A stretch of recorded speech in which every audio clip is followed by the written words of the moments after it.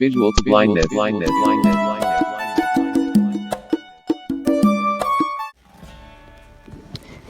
Good morning, good afternoon, ladies and gentlemen, wherever you are. Welcome again to another interview. And thank you for those who have been subscribing, for those who have been watching, view, share with other people. This is Vision to Blindness, the only place that we usually interview young men and women who have been experiencing non-vision all over the world. So this is another day God has given us, and on my phone from the other side of the world, I have Mary G. I know her as Mary G, and I'm so glad to interview her today. So she's going to tell us a little bit of her story, how she became a blind, how she being a blind, something like that, and everything about her. I hope you're gonna enjoy and you're gonna learn from this interview. For so long, people with vision have seen people with no vision as hopeless and no positive future for them. But we, as Vision to Blindness, we are here to change this negative mindset that people with vision have been thinking towards blind community. However, our plan as Vision to Blindness is to interview young men and women who have experienced both vision and no vision. And today's interview, I am so happy to have this young fellow in studio. So as I said, I'm having her on my on the phone. My name is Helene Irakunda, as you all know. Yeah. So hello, Mary G. Hello, Alium. How you doing? I'm pretty much good. I know you as Mary G. So can you please tell us a little bit about your full name? Because I know your Mary G, it's your stage name. I know you do a lot of things, so Yeah. I know it's your stage name. So could you please tell us a little bit about your full name? Okay. My name is Mariam Galadima, aka Mary G, aka African Barbie, aka the coolest blind chick in Africa. Awesome. You have a lot of AKAs. Where did you get them?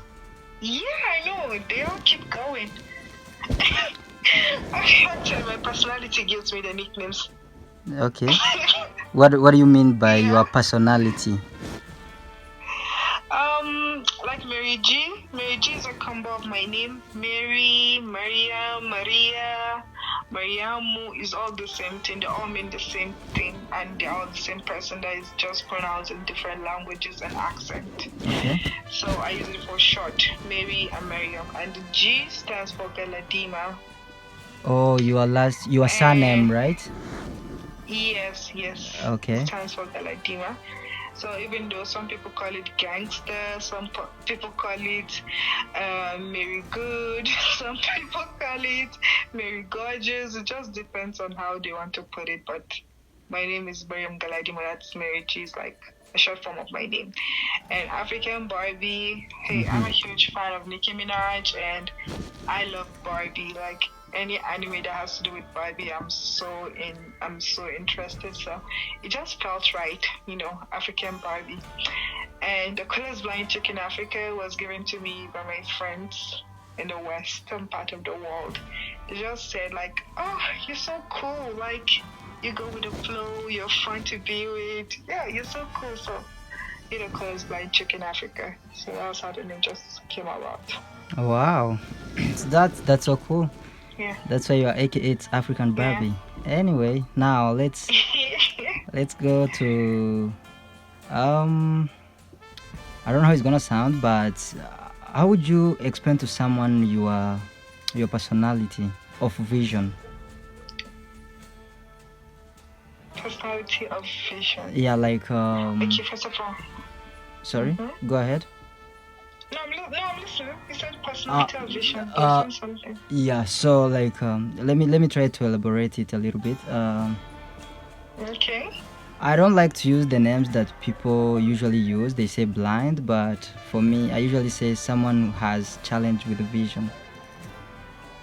Okay. Like I know you do have challenge with vision. So could you tell us where are you coming from, and what are you doing right now, and how did it happen for? Because you told me before off the mic we have been talking anyway for a while. Like, you used to have a vision back in the days. So tell us, like, what happened exactly and where you're coming from. Okay, for me personally, I say I wear my disability as a badge of honor. It's officially my new identity. Okay. So it's something that you cannot just describe me without putting it in. I'm not ashamed of it, but rather I'm proud of it.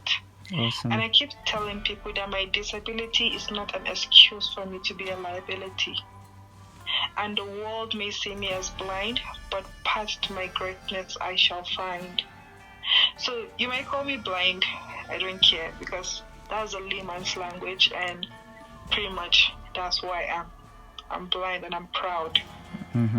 It doesn't define me, but rather I defined it the way I want it to be.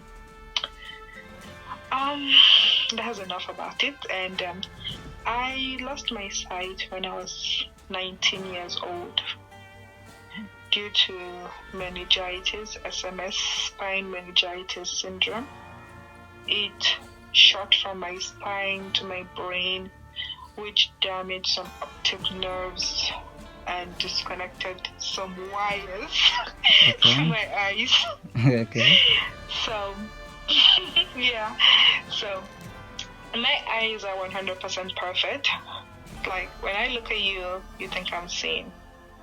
When I look at a direction, that's why I usually wear glasses, because people always misinterpret my eyesight. Because there was this time that I went to this wedding. Sorry, I'm getting into another story. Okay. And I was staring at a direction and I was smiling. Okay. And these guys thought I was smiling to their friend, and they were like, "Go talk to her. She has been smiling to you." And he came. I wore glasses, so the moment he came, he was like, "Hey." I said, "Hey." So I quickly wore my glasses. And we started talking, we were gisting, we were talking, we were laughing. So it was time for me to go. So I even gave him my number. So my sister came, she was like, "Let's go." So I brought out my cane and I stood. He was like, "Wait, are you blind?" I said, "Yes, I'm blind."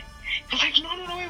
Are you sure you're blind? I said, "Yes, I'm blind." My sister was like, "Yes, she's blind."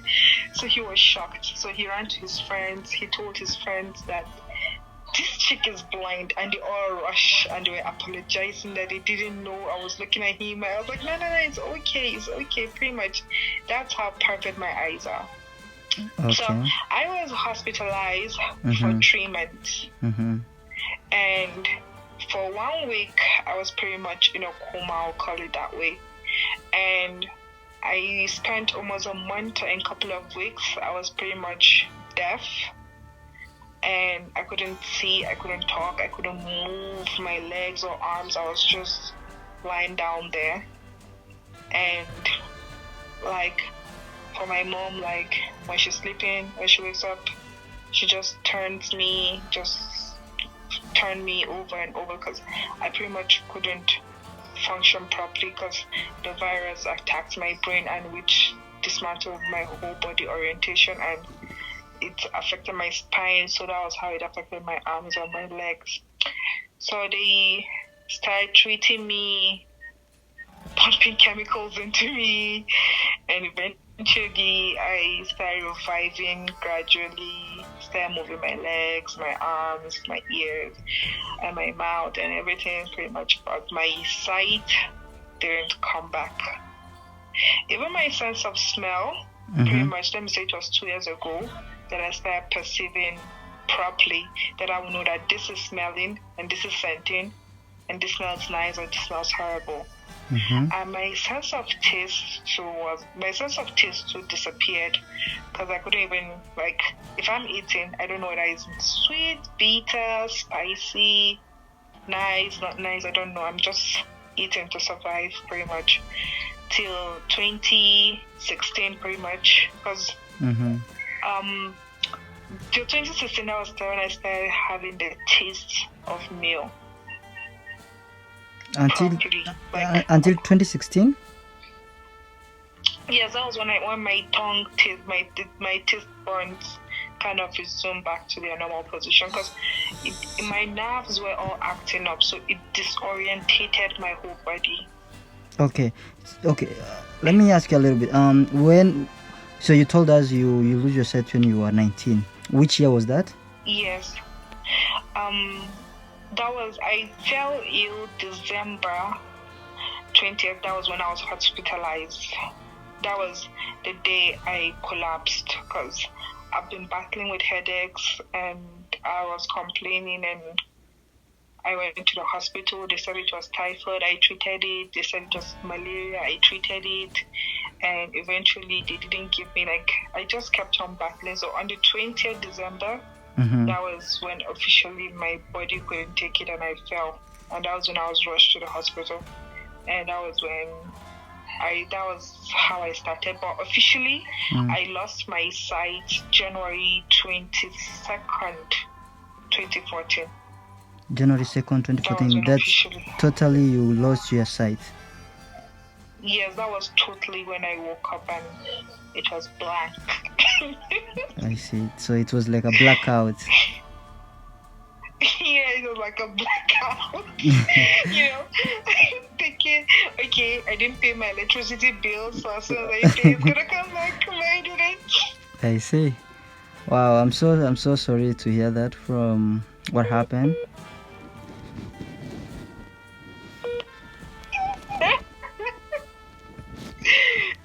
Yeah, can you hear me? Hello? Yeah, can you hear me? You're breaking. Yeah, I can hear you now. Okay. I've just said I'm so sorry what happened for you. For the Yeah, it's okay. Yeah. Like I told you, it's all in the past now. For sure. And that time, were you going to school? I already finished your school. What level of school were you at that time? Yeah, I was in the university. I was in Gombe State University, 300 level. I was in my third year. I was studying sociology, the study of the human behavior, society, and culture. And I was pretty much in love with the class, and that's pretty much what I was doing back then. Which university and where? Gombe State University. That's in northeast Nigeria. Okay. So you were raised and born in Nigeria, if I'm not wrong? Yeah, I'm a proud Nigerian, Niger babe for life. I see. So you told us you are in the third year of university. So after you lost your sight, how was it? How did you continue with the education at that time? Because you are pretty much almost done, right? Yeah, I was almost done. I was so almost done. How did you cope up again did you finish that studies or you stopped? And if you what happened? What did you stop? What happened? First of all, I went through what every first-time blind person goes through. The first stage of depression and denial, which I was.